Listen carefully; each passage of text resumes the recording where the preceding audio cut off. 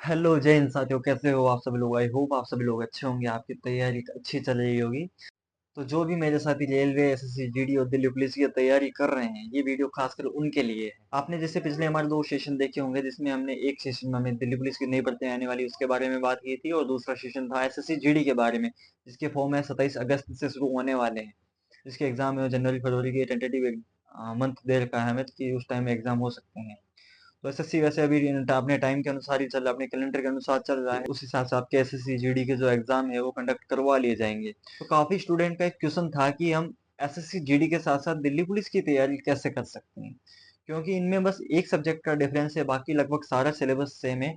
Level का थोड़ा फर्क है, दिल्ली पुलिस का लेवल थोड़ा अप है एग्जाम का, और एसएससी जीडी का लेवल है वो थोड़ा वीक है। तो साथियों, अगर हम बात करें कि दोनों एग्जाम को जो कंडक्ट करवाने वाली एजेंसी या बोर्ड है वो एसएससी, यानी एसएससी है वो दिल्ली पुलिस का एग्जाम कंडक्ट करवाती है, जीडी का एग्जाम भी कंडक्ट करवाती है।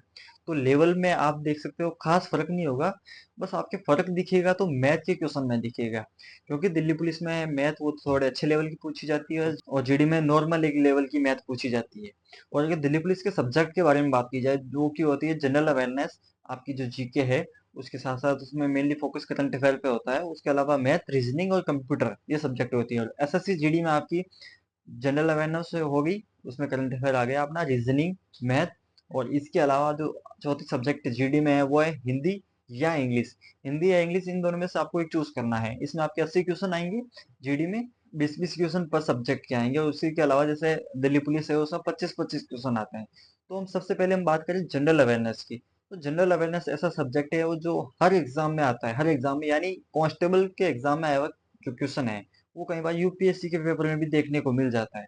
तो जीके का आपको कोई अंत नहीं है, आप कितना भी पढ़ सकते हो, कहीं से भी क्वेश्चन पुट अप हो सकता है। अगर आप पकड़ सकते हो जीके में क्वेश्चन, तो आप जो करंट अफेयर है वो क्वेश्चन पकड़ सकते हो, जनरल अवेयरनेस है वो क्वेश्चन आप पकड़ सकते हो।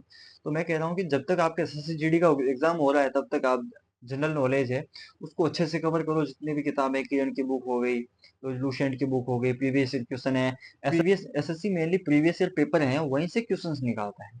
ये या तो सेम क्वेश्चन आ जाते हैं कई बार, या कई बार उसी टाइप के क्वेश्चन आ जाते हैं उसी टॉपिक से। दूसरी जो हमारी सब्जेक्ट है वो रीजनिंग, रीजनिंग है वो दोनों में इक्वल आती है, रीजनिंग में लेवल का कोई फर्क नहीं होता है।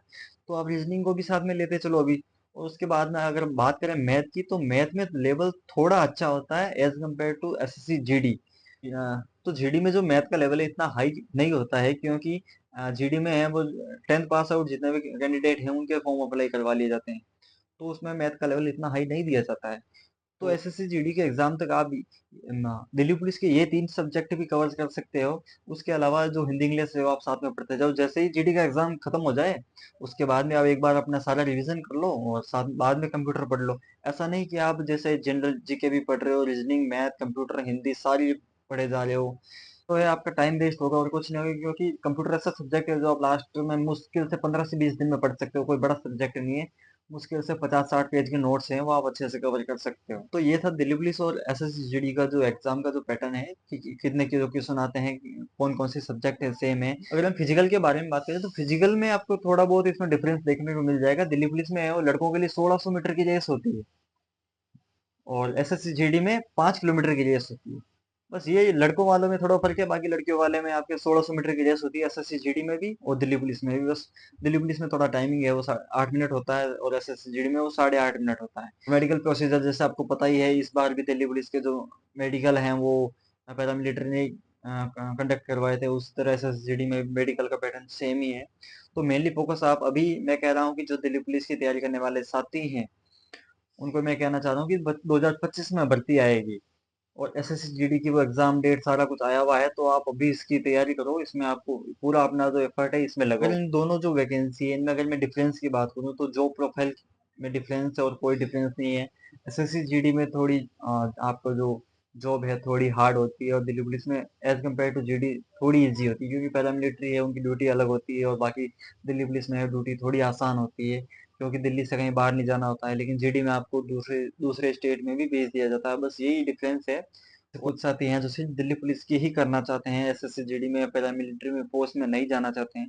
तो मैं कहना चाहता हूँ कि आप एक बार एग्जाम एग्जाम आप दे देना, एग्जाम के लेवल पे आपको पता चलेगा, आपकी भी प्रैक्टिस होगी। उसके अलावा आप अपनी जो नॉर्मल तैयारी है वो करते जाओ, और करंट अफेयर वगैरह उस पर अपना पूरा फोकस रखो, क्योंकि वही आपको हर एग्ज़ाम में वही आपको अच्छे मार्क्स दिला पाएँगे। तो साथियों ये था हमारा एक छोटा-सा वीडियो था, बाकी हम और भी सेशन लेके आएँगे। तो आपके जितने भी डाउट हैं एक बार मुझे कमेंट कर देना, ताकि मुझे पता चल जाए कि अब किस तरह का हमें सेशन आगे लेना चाहिए। तो मिलते हैं साथियों अगले वीडियो में।